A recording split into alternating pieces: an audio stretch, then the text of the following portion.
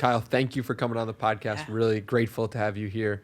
I met you and I instantly felt a sense of connection to you just based on your energy and Okay. what you were putting out into the world. And I was like, I looked into your profile. I was like, wow, this guy's having a meal with 50 people in 50 different states. That's something that I wish I could do or I would love to do someday. So I figured, why not Yeah. have you bring you here so we could talk about it? Thanks. That means a lot. So like what was the initial idea for 50 meals with 50 strangers in 50 states?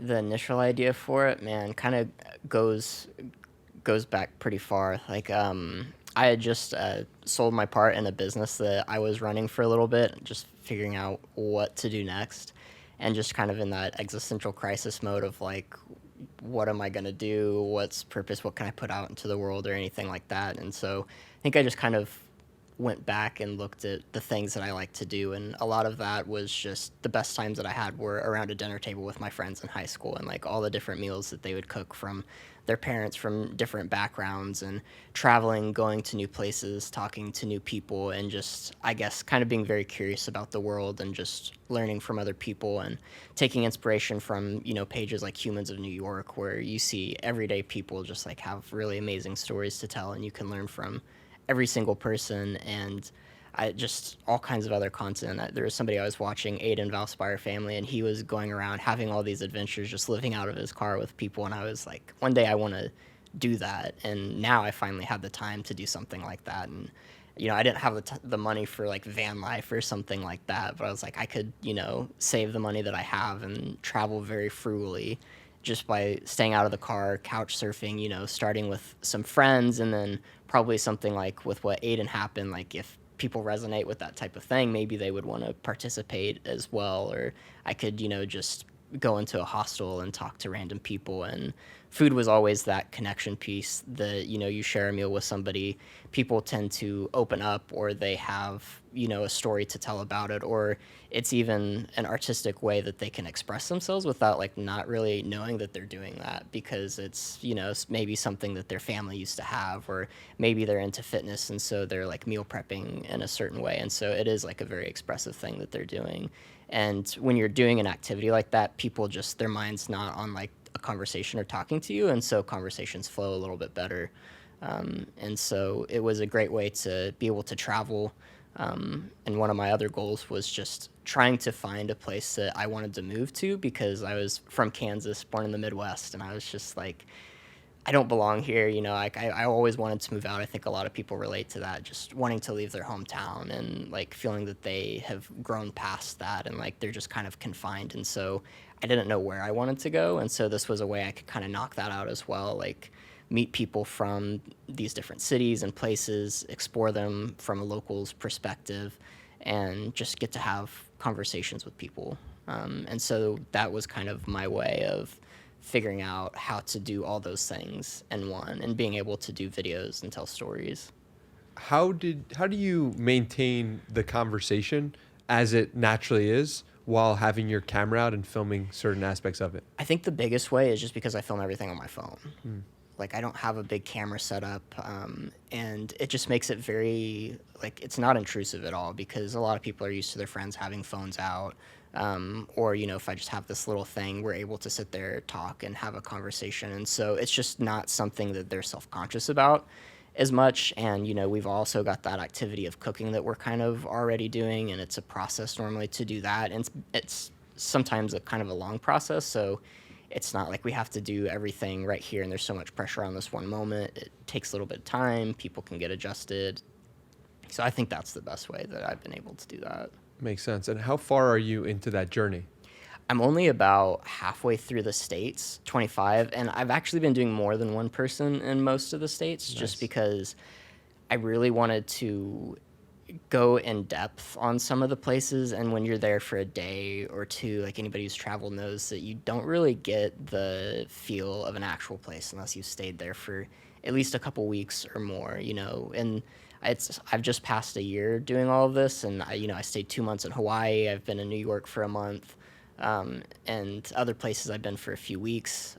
So I've been doing it a lot slower than I guess what I initially planned, which momentum wise, like if I was just doing this for views or something, I think it would have been much better to just do every single state and hit it. But it almost became more of like a personal journey for me of just like really trying to get as much as I could out of each place, and it just takes more time. You know, it's funny because I feel like there's an element of you that's just very much letting things go wherever it goes. And if I stay here for 3 weeks, great. And if Yeah. it's not about the amount of views, or it's not about how much money you can make, or it's literally just about like, this is my own journey and I want to express myself and learn about other people. And there's a sense of purity that is there in the journey. So like, where does that come from? I think it's just like if you want to relate to people, you have to be authentic. People have very good bullshit indicators, and if you're just trying to do it for the views, I don't know. It cheapens stuff, and for me, like more than any money, because I've had some businesses that have done decent, and um, more than what I've ever gotten off of money or like a view number count is like messages that I get when something actually resonates with somebody and they take action and it actually has an impact in their life. And money just never touches anything like that.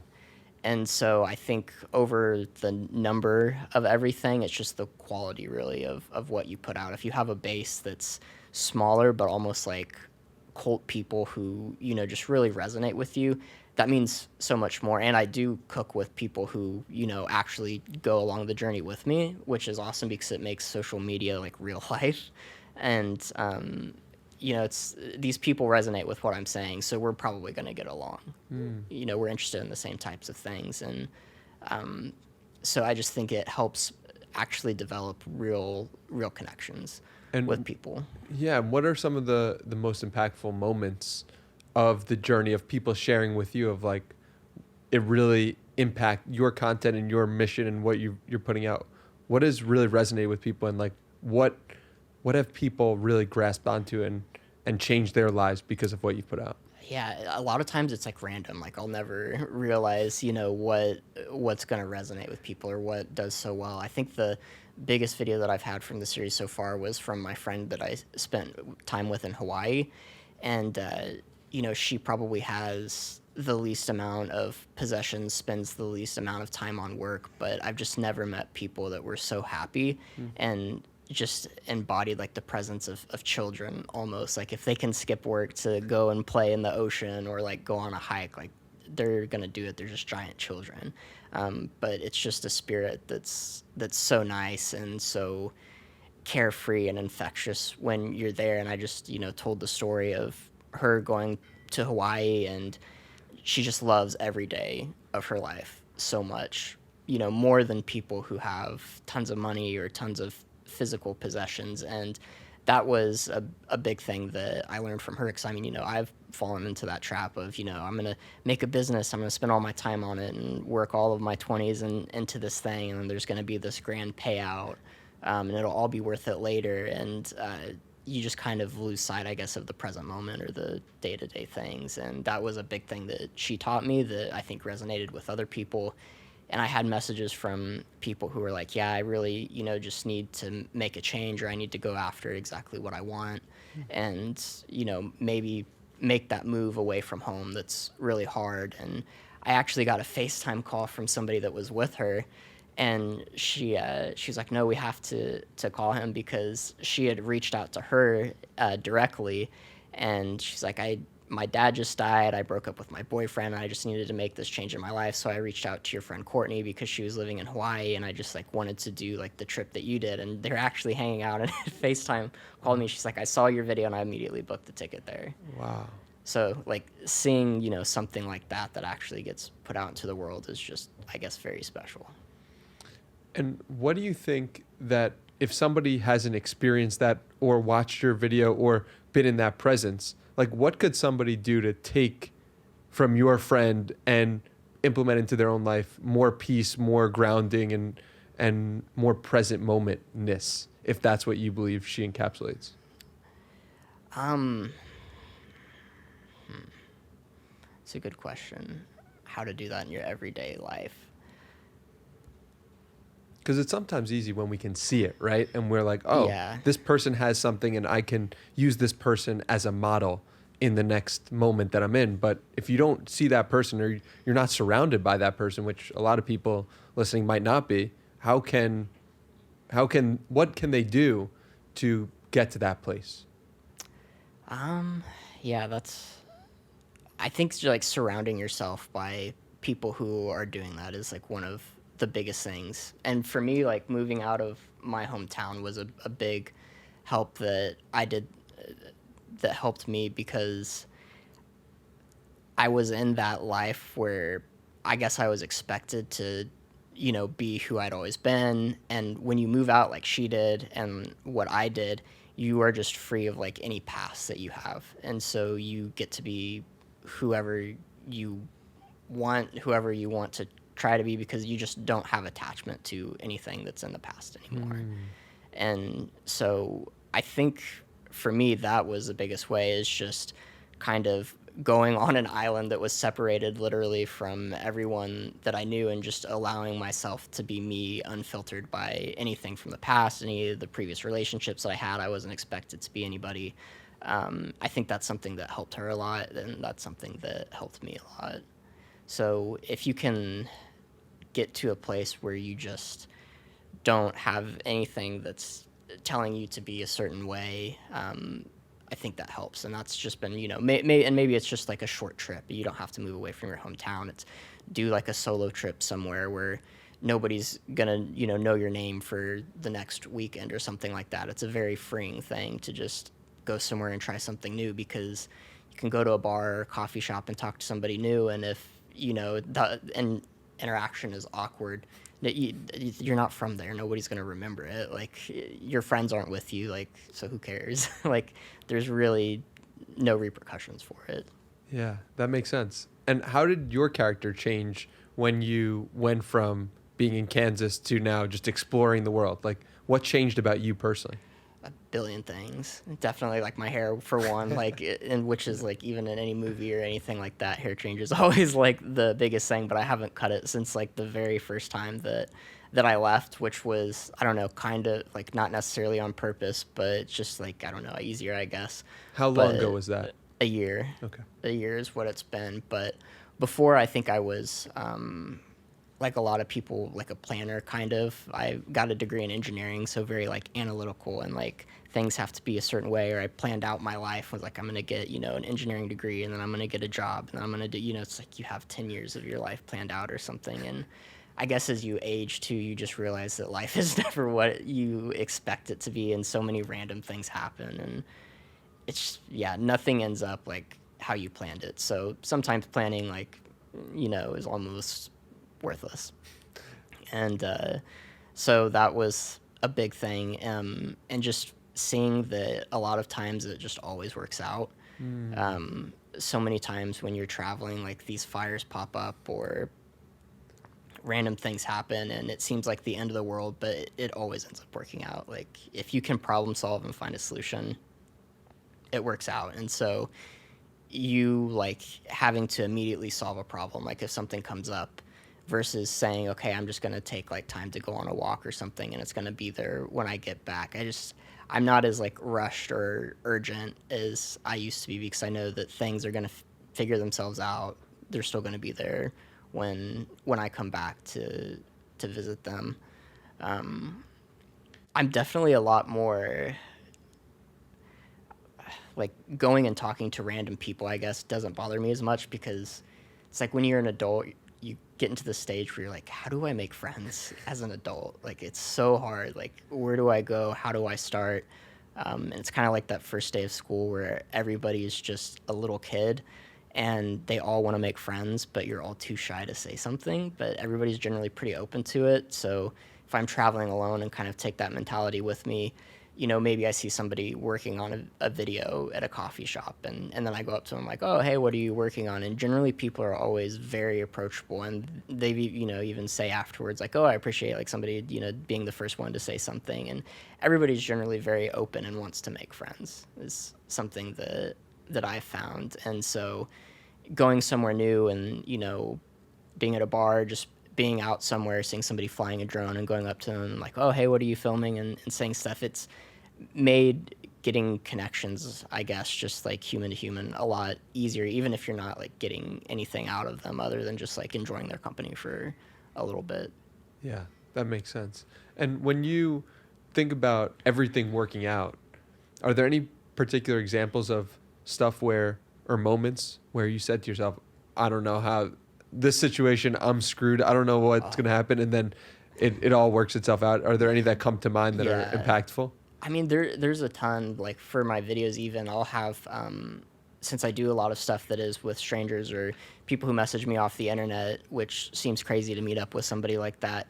But I generally have to plan a few people in a place that I'm going to, because I might get there and they might just stop replying, which like the first time that happened, you know, it's like I had driven like 9 hours to a place and then this person is like not replying anymore. And I'm like, what am I going to do? Like I drove all the way to the state, you know, like what am I supposed to do? Like I don't have a video to do. I don't have a place to stay. Like how, and then, you know, maybe I'll put something on my story, like I'm in this place and, you know, I need to have a meal with somebody, and then somebody will reply, or like I had somebody that happened in Utah and somebody replied and was like, I think my brother, like they live in Utah and I think that they'd probably be like interested to do it. Wow. And so they contacted their brother and, you know, we ended up meeting up. It's like this person is like, oh, this person from the internet like makes meal with and like somehow we ended up having dinner together and we just had conversations for hours. And like that interaction probably ended up being better than, you know, what I would have had with the original plan, because it was just such a chance random thing it happening, and I had help from somebody who, you know, followed along my page. And then even I was just in South America and we were in this town that was hours away from where we had our flight from, and there's only one bus a day that leaves, and the bus ended up being full.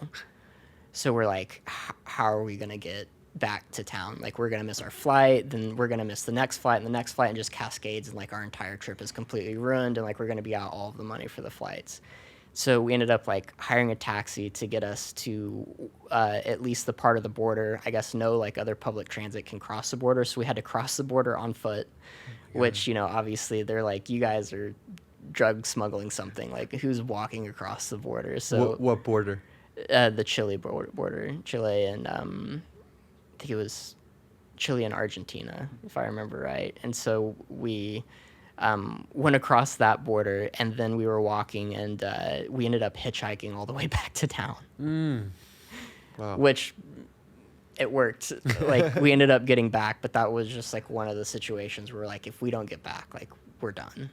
And what would have yourself of 3 years ago or 5 years ago said or done in that situation? Just pure panic, you know, like, and I probably would have spent a lot of money doing something rather than just being able to, you know, figure it out. Like maybe I would have like just rebooked new flights or canceled everything. Like, I mean, it just would have been, I don't know, like probably just paralyzed by like pure, like, what am I going to do? This isn't going to work out, and just being totally overwhelmed. And, you know, in that instance, we had random people that helped us out. So, like, I guess having a little bit of faith in humanity plays some part of it. And then just realizing that you have a problem and saying, you know, I have to fix this. Like, I can't spend any energy sitting here worrying about it and having anxiety over it, because that's not going to do me any good. Like, I have to actually put it into practice and, like, figure it out, because you have to.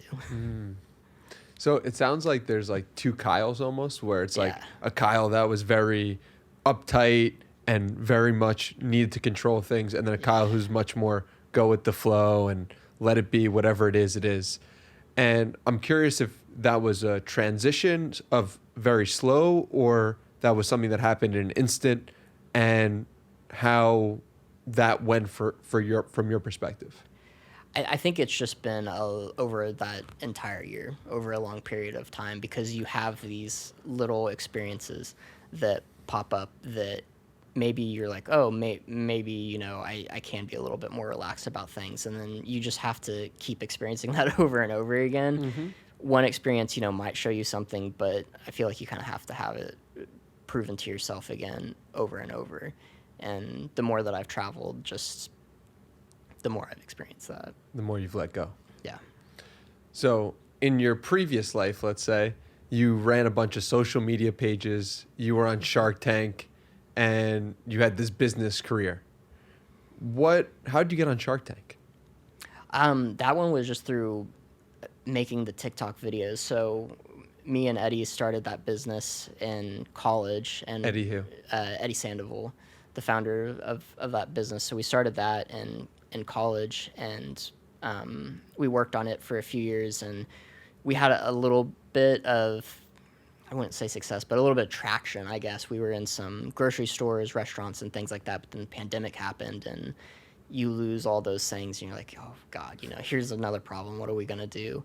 And so we started making videos because people didn't know how to make traditional recipes for Hispanic food for the products that we were making, because their grandmas are in a different state than they are, and they're not able to connect with them, and so they want to have that nostalgic food that they always had, the comfort food, and they don't know how to make it. So we made videos of that. We made videos of us being a couple kids trying to figure out how to run a business, because a lot of people kind of are in that mindset, like, I'd maybe like to run a business one day, but what does it look like from the very beginning? Everybody sees the success, but nobody sees like the struggle that it takes day to day, the failures that you have along the way, or just starting with nothing, like, because that's not very appealing generally, is like you having $100 to start off with rather than a business that's making millions. And so we just kind of showed the real life every day of bootstrapping a business, and that resonated with people. And so we grew a good audience on TikTok, because at the time there was a handful of businesses in 2020 on TikTok, like maybe Wendy's and Chipotle. Now everybody uses TikTok, but at the time, like, businesses weren't really doing that. So we were, I think, one of the first adapters to use TikTok for that, and so we built an entire e-commerce platform off of that. So so we just made that shift to completely having our base online. And because we had an audience online, and we were almost like creators in a sense as well as a business, I think that really appealed to a television show. And we were telling stories really well. It was all about storytelling for us, and for TV it's all about storytelling and like showing that. So I think that's why it was a good connection. So they found us through there, and then it was always a dream of ours to, especially mine, to be on a show like that someday, because it's just like the top tier. And so we'd spent a couple years of like applying to it, but like never really going anywhere. Well, people might look at that and be like, wow, that's crazy. But I stumbled across videos of you in 2015, 2016, Yeah. 2017 of you building social media pages. I think Yeah. Twitter was a huge Yeah. platform for you in the beginning. Yeah. And it's hilarious, like looking at videos of you back then Gosh, versus it's now. so cringy, yeah. But I mean, that's part That's of the where journey. you start, yeah. Yeah. And people don't realize that. I have so many friends that are like big on social media now, and maybe a platform like YouTube Shorts, in a year they've gotten millions of subscribers, and it looks like that happened in a year, but it's like they don't see the iterations, and like the very first video that they posted that's on a different channel or a different page, or I mean it takes so many years. I mean, Mr. Beast has said this so many times, like it takes you like a decade to really do it or get good at it. So it's clear that social media is very much in your blood in a way of like, this is how you want to express yourself. You want to build platforms, and it's just like inherent to you. You've been doing it for so long. So why do you think that is? I always had an interest in film and movies and just anything creative like that. I think because it was always what touched me the most or inspired change in me, and so I wanted to do that for others. I wanted to be the person that maybe I needed when I was a kid in the Midwest who felt out of place or something like that. And the best way for me to do that was through making art, whether that was music or whatever I was able to do. And for me, that was generally videos that were posted on social media. And I didn't have money to go to film school, so I couldn't really go that traditional path. And you can post something on social media and get instant feedback. So then your skills just, it's like you put something out and you're able to do it just over and over and over again. And with something like social media, rather than working on a big production with like film, you just, I guess, get that feedback a little bit quicker. Like it reminds me of this study that a professor did. I think you probably know the one that I'm talking about, quality versus quantity. Separating the class, half of it, had to do like 3 photographs in a photography class, and they were just graded on those 3. The other was like graded on how many you could do. And at the end, he compared the 2 of them, and of course, the ones that were graded based off of how many they made, their quality was just so much higher. So for me, with short content or doing these other things, I feel like I've particularly gotten like a little bit better off of it because I don't have like the natural talent of video making that some of my friends do that do this long form stuff. So I have to pump it out just so that I can get a little bit better at it. And for me, social media also gave me the platform to just reach a little bit wider audience because, like I said, being that person for somebody that I needed, with social media, I just get a far larger reach. And so like my biggest goal for that is impact. And right now short form content is the thing that's getting the most views and getting myself out there the most. So that's why I'm focusing on that, because my goal is impact. So I really don't care what medium it is to do that. If it's short content, that's what I'm going to do. If it's TikTok, that's what I'm going to do. If it's YouTube Shorts, that's what I'm going to do. Like, I don't care what platform it is.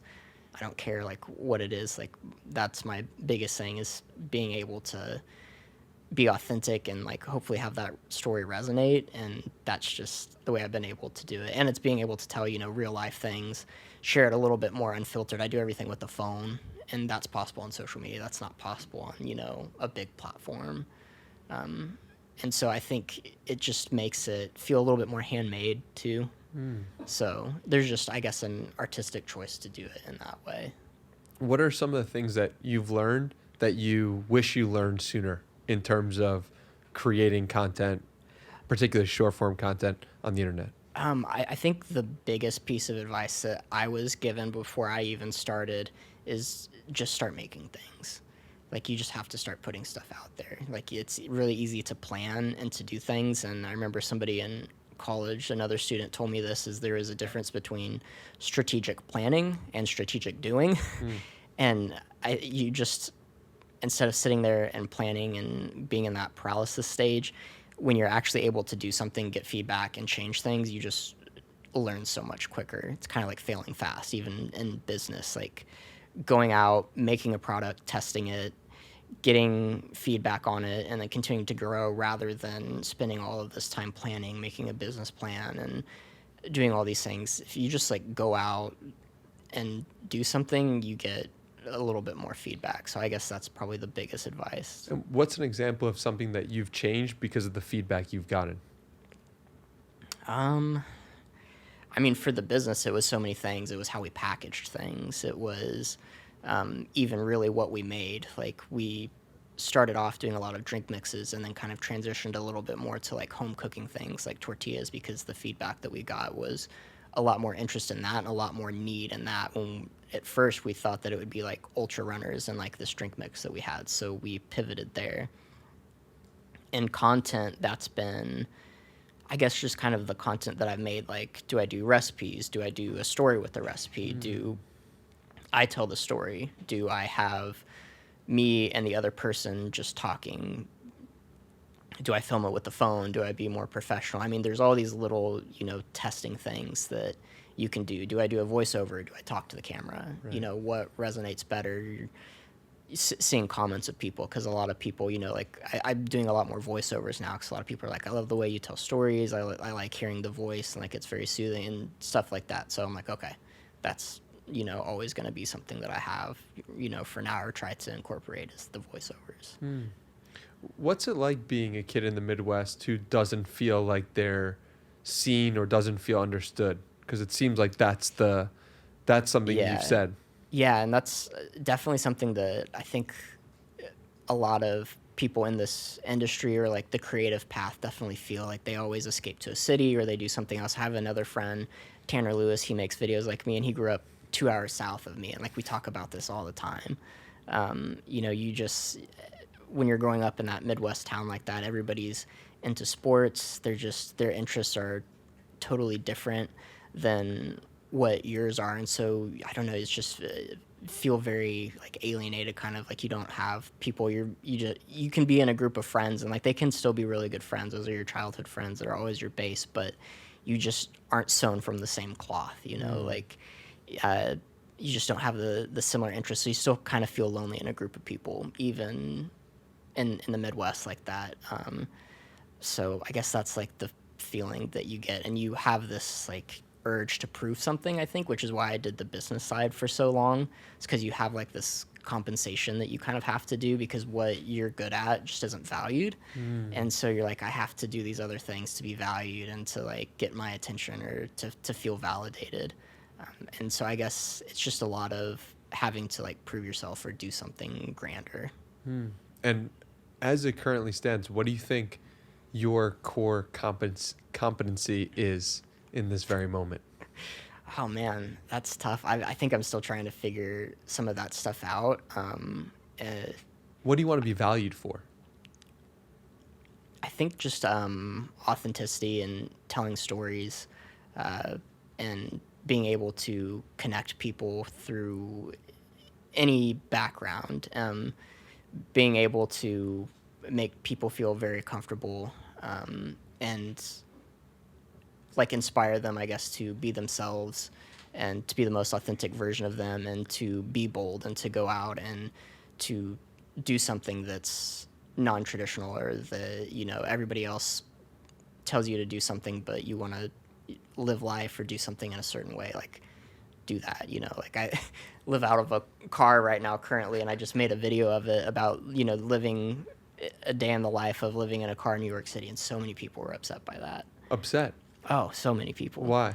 I think it's a taboo thing, like it's different than what everybody tells you. Everybody's like, oh, you need to get a job. Why are, this is so sad. This is awful. And it's just kind of funny too, because people tell you, be different. And then you be different. And they're like, but not like that. It's like, what? And they're just so concerned about the way that somebody else lives life. So, but some people, and not everyone's like that. Like there's negative comments like that, but other people are like, I love seeing somebody that's living a life that's not traditional, or, something like that. Maybe it inspires them in that way to be like, oh, I'm going to do something that's completely different. How do you go about becoming an original thinker? I don't know if you can. To be honest, like I don't have any original thoughts. Like I read a lot. I talk to a lot of people over the dinner table. I travel a ton and I talk to them about life and what their ideas are. And I think I've just become, a fusion of all these inputted thoughts from other people, things that I've read, people that I've talked to. And I guess that just becomes your style, is like, of all the inspirations that you come. Like I don't know if you can't. Some people, I guess I've met like a few people who are very original, who do try not to get so much input of things so that they do stay original. I'm not a savant like that to where I can do that. So there's, I guess, a few people that can be like that. Like it's not like you can't be, but I think for the most part, most people are just a blend of a mosaic of everything that they watch. Yeah. No, I asked that question because there's a part of me that you imprint on me as very original. And Interesting. And the reason for that, I believe, is because of the amalgamation of so many different people and cultures you've seen. Yeah.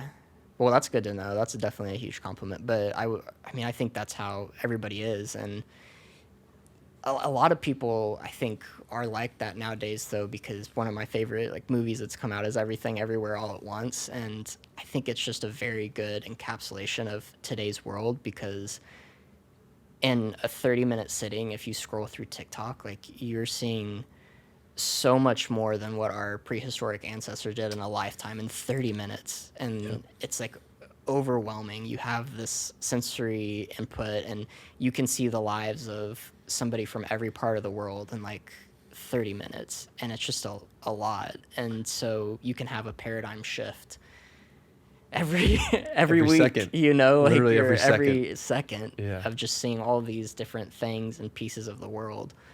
I think, that's like a very fragmented section, and then actually going out, traveling, being there, smelling the things, tasting the things, talking with the people is a little bit different though.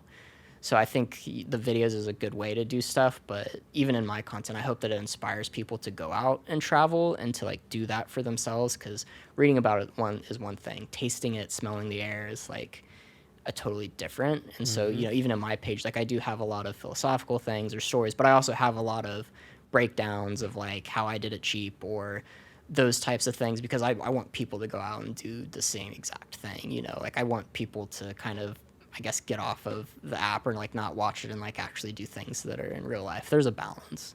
Why is traveling such a high priority and such a high value for you personally?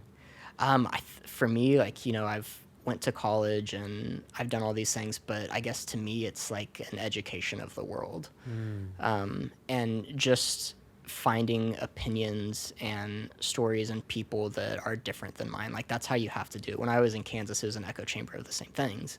And when I left, I was like, whoa, people are like me, or maybe they're very different, but it's, people oftentimes want the same things but go around it about it in different ways. And it just made me more confident to be myself, because there were people that were like me, or there were people that were very different. And it's just such a magical thing. How exactly did that make you more confident to be yourself? It's just validating meeting somebody who you're like, wow, you're almost exactly like me, and I didn't know you existed in the world. It's like, whoa, like, which you can find that on the internet sometimes. Like sometimes there's niches out there that's, you find your people that are like that. But I mean, yeah, travel, it's just, and then you take away everything that you have in your daily life. Like maybe your sleep, like when you're 16, you're used to a nice warm bed, a hot shower, and all these things, and you travel, and like maybe you have a couch or a floor to sleep on, and then a bed all of a sudden becomes the greatest thing in the world. Or like you go weeks without like a warm shower, and it's just like really crappy, nasty showers in like South America, and then you're like, man, a warm shower is just so nice. And so it makes you so grateful for the things that you have, or even the proximity to your friends. Like even though I wanted to leave Kansas all the time, once I like left my friends, like it was really harder than I imagined it to be. And so then you miss the proximity of your friends, because then maybe you're traveling a lot, but then your relationships are only lasting a week at a time. So you're like, man, I miss the like consistent community of having everybody there. So then maybe you value your friends a little bit more. So I think it just teaches you to value all of these things that were so mundane that you kind of took for granted a little bit. And maybe you go and see a beautiful sight, and then it's just you, and you're like, this kind of, like, I'm seeing one of the wonders of the world, but like it kind of sucks because I don't have anybody here with me. So then, maybe you learn the value of people around in your life, and not just the greatest sight in the world that you think's going to solve like some problem or give you peace. I don't know. Yeah, that's very insightful. You mentioned friends in that piece, and I'm curious to talk about Creator Camp, because that's seems like a big Yeah. role in your life, that you're traveling now to Las Vegas to go to meet up with people. What is Creator Camp, and why has it played such an important role in your life? Creator Camp is this group of people from 5 other creators, founders, and they basically rented this cabin in the mountains and just messaged, I think it was 35 of us all together, to just all come and have a weekend together. And ended up like we didn't have any signal out there, any Wi-Fi. And so it was just this gathering of 35 creators, musicians, who were all, I'd say, very artistically motivated. There wasn't, very many business people. There's a lot of people telling travel stories, telling coming of age stories, college videos, that type of thing, that all just really cared about their craft. And everybody just clicked super, super well.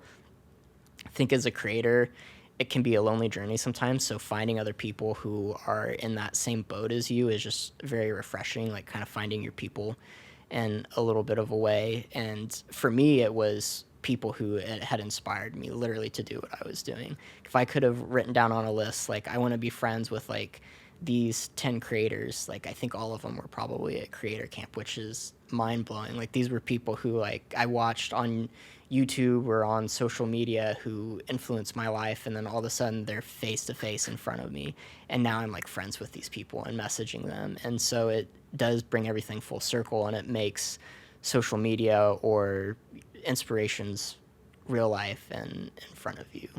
Who are some of those people that you can mention? Like Aiden from Valspire Family, Hex Natalie, L Mills was there, Luke Corns is there. I'm overwhelmed at so many people. Eli Stone is one of the founders. Now I'm friends with Ryan Films, which is like I'm gonna meet with him later tonight because he's in New York, and Elliot Choi, he's gonna be, I think, hanging out with us tonight, and like all these people, and then we're gonna go to Vegas, and this is all outside of Creator Camp too. Everybody's just become such a little family. I've met up with these people at a film fest in Toronto to support them, to like see their stuff online. So I think it's just given everybody like a little sense of family that's beyond just that business or like that creator camp that they're making. There's just so many real life connections that were fostered out off of that. And I know you didn't set up Creator Camp, but like, No, yeah. what's something that people could do if they're like, I would like that. I would like to meet some of my favorite creators, and I'd like to be involved with. Like, what can someone do who's listening right now? I mean, so the way that I first ever got involved with it, I guess, was when I very first started to do my travels, the meal in 50 states. I did message some of my favorite creators, like Eli Stone. I messaged him. He was doing a few different vlogs, and he was doing this series of like obscure words or like these emotional words and things like that. And some of the things he said related to me. He seemed like a cool person, so I sent him a random DM before I had ever started and was like, hey, I'm doing this, series where I'm trying to have a meal in every state. Like, would you be interested to have a conversation? Like, total, like, cold DM. And he was actually totally down for it. And so I was going through Colorado, and we met up, and we just had, like, all these philosophical conversations for hours. We made food. We talked for forever. We kept in touch, and he got me in contact with a couple of the other creators that he knew, and he ended up being one of the founders of Creator Camp, who is connecting all these people together. But that all like I met him when I first started, so I completely just sent him a cold DM. But it's hard sometimes to go about that or meet other people that you're inspired by, maybe when you're smaller, when you're first starting off, because you don't want to seem like you're clout chasing or like trying to get something of value off of them. So when I was doing it, I felt like I had a good project that like they could share something with, or like a podcast. You have a platform that you can do that. So it has to be more than just like you getting something off of them. I think you've got to like show something of value kind of too if you're going to go about that. And then with Creator Camp, we just got lucky because it was a bunch of people all together of all different sizes. And because I didn't have internet connection, there were some people who were very large who I didn't know were. And so that, feeling of, I'm talking to somebody with 2 million followers wasn't necessarily there because I didn't know who they were, maybe. Yeah. So it's a tricky one if you do want to meet people that inspire you. I think you have to just treat them like a friend before a fan. If you, just fanboy over things, you have to have a real intimate conversation with them and connection, and like care about who they are as a person as well. Yeah, I love the fact that you guys didn't have your phones on you, so that you couldn't check messages, because all creators are looking at their phones and laptops 24/7. So that's a really helpful nuance. If somebody's doing this themselves, like, what other things should they think about to have the best experience? You mentioned no phones being one of them. What else? Yeah, and that wasn't even like a on purpose thing. Like that just kind of ended up happening because we're in a cabin in the middle of nowhere. But I think it's something that is going to be important potentially for them going forward. Other things like that. I think it's sharing experience. We did walks and around the place. We did rafting and activities. We had something called the Wholesome Olympics, where we were all in groups and kind of like had fun competitions and played kickball and The Wholesome did yoga. Olympics. Yeah, That's it great. was great. So there's Did just you win? It seems like you'd win the No. Wholesome Olympics. No, I did not win at all. There's a funny picture of us like trying to win in tug of war, and you can see like certain members that are like clearly trying and other ones that are just having fun, like smiling. But I mean, that's what it was about. Like we were all just having fun and in the moment and kind of all acting like kids, I guess. And so it was just very carefree. Is that something you've noticed from all the people you've met along your travels, that the happiest people are the ones who are most acting like children? Yeah, Go 100%. on Like that. What does that that's mean exactly? it's I mean, acting like a kid, you're just so present and in the moment, and you don't have anxiety about the past or the future in certain ways, and maybe it's childlike, or it's even somewhat just like natural, like animals. Like something that I've always thought about too is if you could trade your life with the person that you most look up to or value. Like if you could trade the life, you could have all that fame, you could have all that money, they would still probably be less happy than like your dog. Like your dog is completely content and happy with you just loving it and like being by its side, and it's just like an animal that doesn't need anything, and it has like less desire and wants, and is probably more content, I guess, not happy, than what the person that you most wish that you were.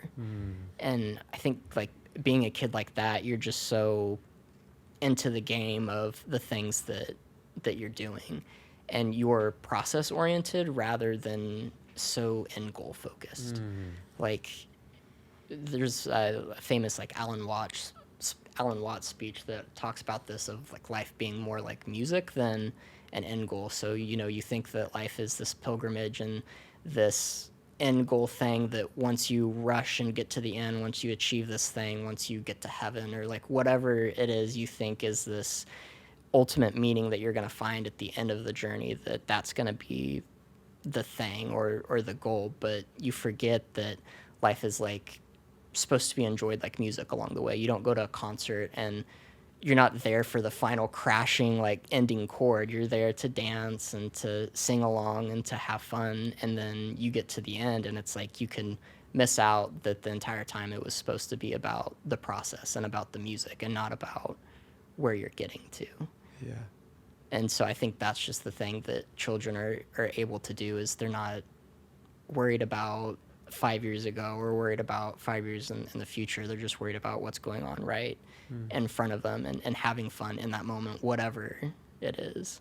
In addition to the happiest people being childlike in some respect, what are some of the most common themes among the most upset people that you've seen? Because sometimes in order to just be happy, we have to just figure out what not to do. Yeah, I think that's just a lot of desire chasing and doing things that like aren't for them at all, or what other people tell them to do. The people who are, maybe you do have that business, and then you achieve all of it because that's what you were told, or you get the job that your mom and dad wanted you to get, and you finish college and you're like, oh man, now what? This was supposed to be my answer to things, or this is what society told me. And people just don't ask themselves like the deep why questions of like, why do I want this? Or maybe people do get fame, but they're always chasing more and more because they never ask themselves, okay, you want to get famous? How famous do you want to get? You want money? How much money do you want to get? And it's never going to be enough when you are always chasing, wanting more and more and more. Like you don't have a defined value. Like, why do you want to do things? Like a lot of times the point of making money is not to make money, but to do cool things with it, or for yourself or for people.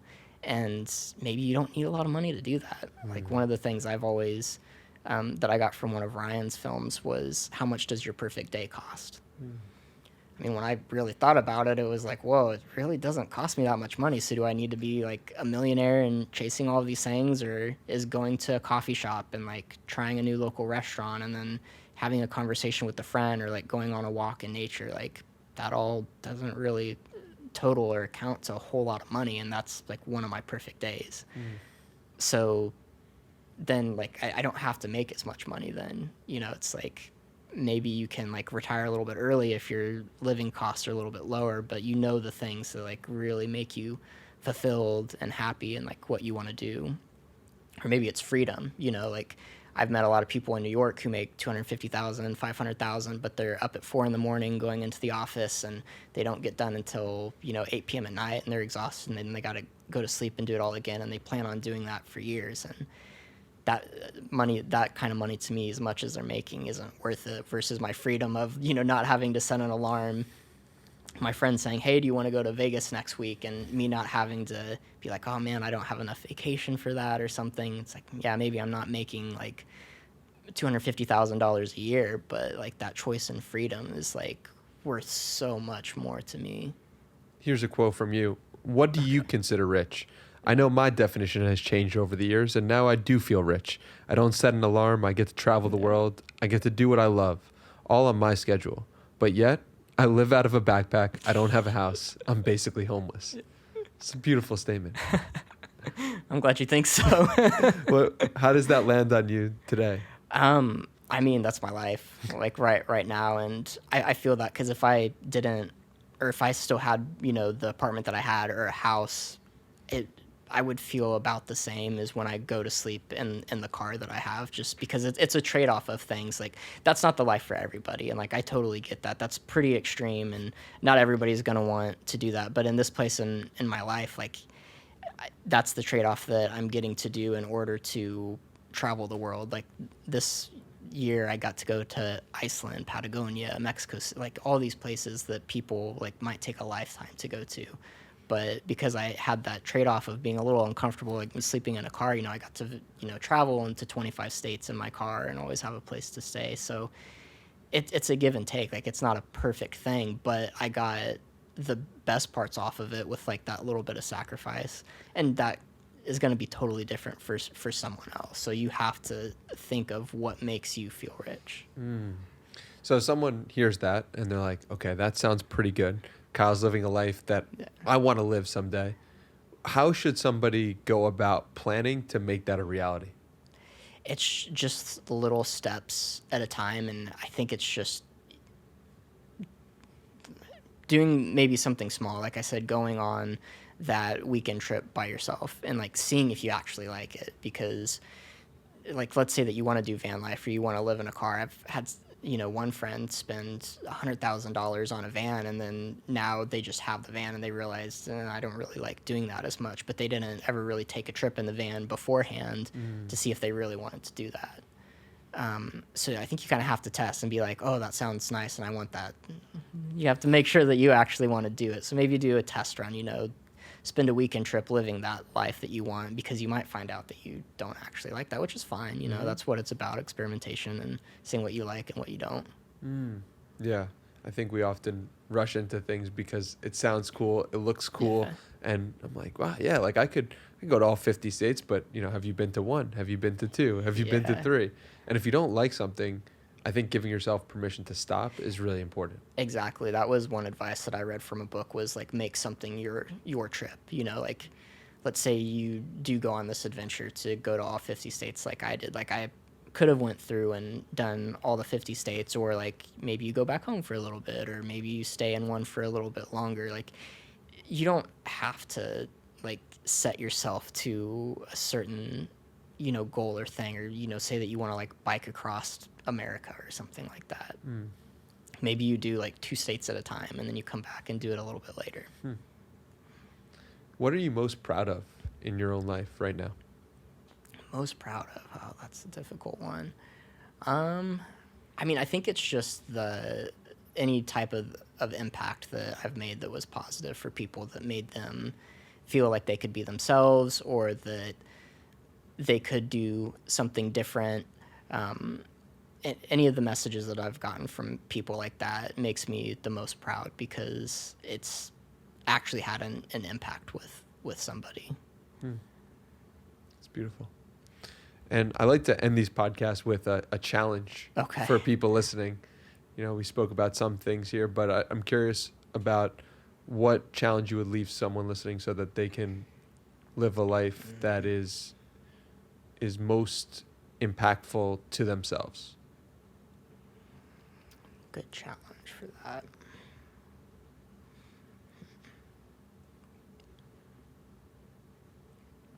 I'm trying to think of a good one. Take your time. Yeah.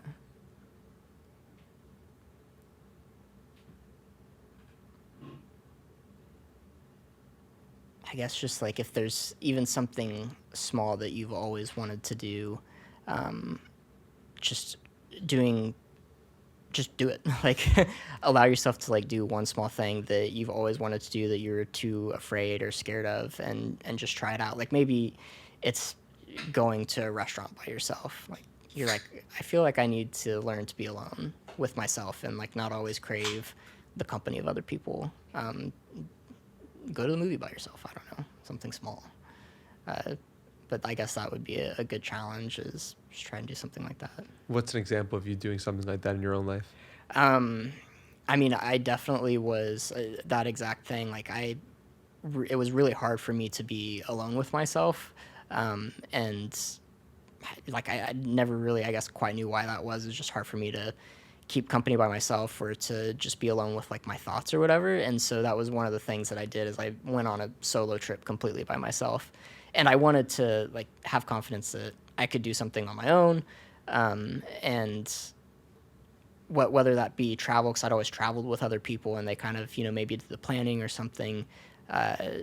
Maybe it was hard for me even to get something done that I wanted to do, like going out and having a video idea concept and then going out and doing it if it was just me by myself. So going on that solo trip and spending a lot of time alone on this trip has given me confidence that I can do things I didn't think I could. So I've kind of pushed myself beyond that comfort zone and that limit. And I've had to figure out things because I'm just so far away from everyone and it's just me.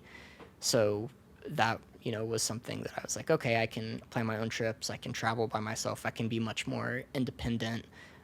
So I just don't crave, I guess, those things as much anymore. I really do value a lot more the times that I am with people, but I don't need it quite as much as what I did before because I'm a bit more comfortable with myself, or I know I can handle myself in those situations. Why do you think, in general, we are so uncomfortable sitting with our own thoughts? Yeah, that's a tough one.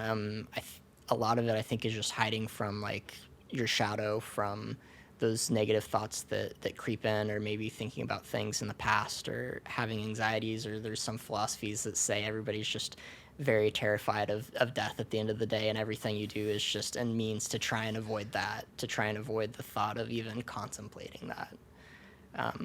So, you fill your life with busy tasks because you have time and you have to spend it.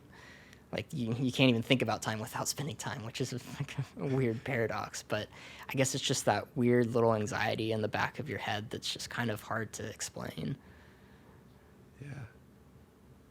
But it is freeing when you can just sit with yourself and just watch the thoughts go by. It's hard, like, to try and sit. Like, I kind of want to do a video on this. It's just like trying to sit and do nothing for 30 minutes. Like, I was on a plane the other day and tried that, to just like sit there. I can't do it.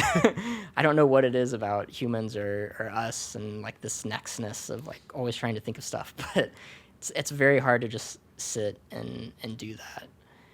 You always have to fill it with something, or feel like you have to have that your time's being put towards something. Like, I don't know what the answer to that is at all. Yeah. But it's a good exercise. That's what I was doing right before we but started. When I walked in on you. I'm just sitting with my thoughts, because that's the place of peace you can operate from, to be a mirror for somebody else and for yourself, to see yourself as you really are, and to see the other person if you're talking to them. Yeah. Yeah, man. So that's my challenge for the end of this episode. Okay. Sit with yourself for 30 minutes. Yeah. And I'll try it.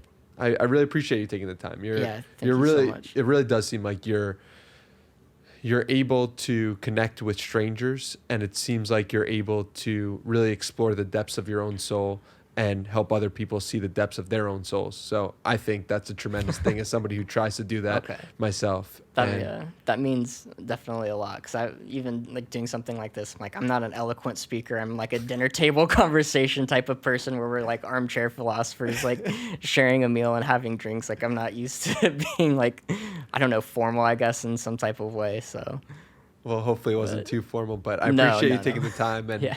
And where can we send people to connect with you and your amazing videos? Me, all my handles are the same. Kyle Goes Off, whether it's Facebook, YouTube, Instagram, it's all the same thing. Kyle Goes Off. Kyle Goes Off, linked below. Thank you so much, Kyle. Yeah, really thanks for having me so much.